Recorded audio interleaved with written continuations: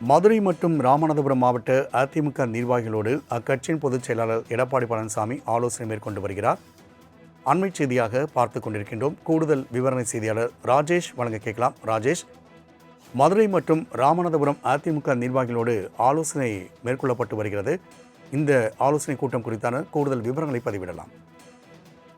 ராம்குமார் வணக்கம். 2026 சட்டமன்ற தேர்தலை முன்னிட்டு அதிமுக 47 சட்டமன்ற தொகுதிகளில் வெற்றி பெற்றிருந்தார்கள். மீதி தொகுதிகளில் அவர்கள் தோல்வியை தழுவியிருந்த சூழலில் அதிமுகவினுடைய அந்த தோல்விக்கு என்ன காரணம் என்பது குறித்து அந்தந்த மாவட்ட நிர்வாகிகளுடன் எடப்பாடி பழனிசாமி அவர்கள் தொடர்ச்சியாக ஆலோசனை மேற்கொண்டு வருகிறார். அந்த வகையில் இன்றைய தினத்தை பொறுத்த வரைக்குமே மதுரை மாநகர், அதே போல காலை 10 மணிக்கு மதுரை மாநகர், 11:30 மணி அளவில் ராமநாதபுரம் மாவட்டத்தை சேர்ந்த நிர்வாகிகளோடு அவர் ஆலோசனை மேற்கொள்கிறார். குறிப்பாக 2026 சட்டமன்ற தேர்தலை பொறுத்த வரைக்குமே மதுரையை பொறுத்த வரைக்குமே அனைத்து இடங்களிலும் போட்டியிட்ட அனைத்து இடங்களிலுமே அதிமுக தோல்வியை தழுவியிருந்தது. அதே போல ராமநாதபுரம் மாவட்டத்திலுமே அவர்கள் தோல்வியை தழுவியிருக்கக்கூடிய சூழ்நிலையில் இந்த தோல்விக்கு என்ன காரணம் என்பது குறித்ததான ஆலோசனை தற்பொழுது நடைபெற்று வருகிறது.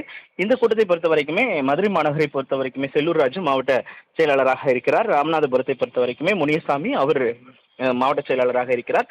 இவர்கள் தலைமையில் இயங்கக்கூடிய மாவட்டத்தினுடைய நிர்வாகம் எவ்வாறு இருக்கிறது என்பது குறித்து ஒரு ஆலோசனை என்பது நடைபெறுகிறது. குறிப்பாக கடந்த சில நாட்களாகவே பல்வேறு மாவட்டங்களை சேர்ந்த நிர்வாகிகளோடு அவர் ஆலோசனை மேற்கொண்டு வரக்கூடிய சூழ்நிலையில் இன்றைக்கு மதுரை மாநகர், ராமநாதபுரம் ஆகிய மாவட்டங்களோடு அவர் ஆலோசனை மேற்கொள்கிறார்.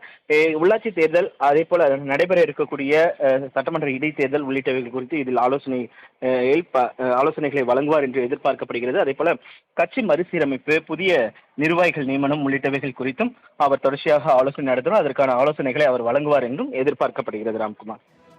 ராஜேஷ், தகவலுக்கு நன்றி.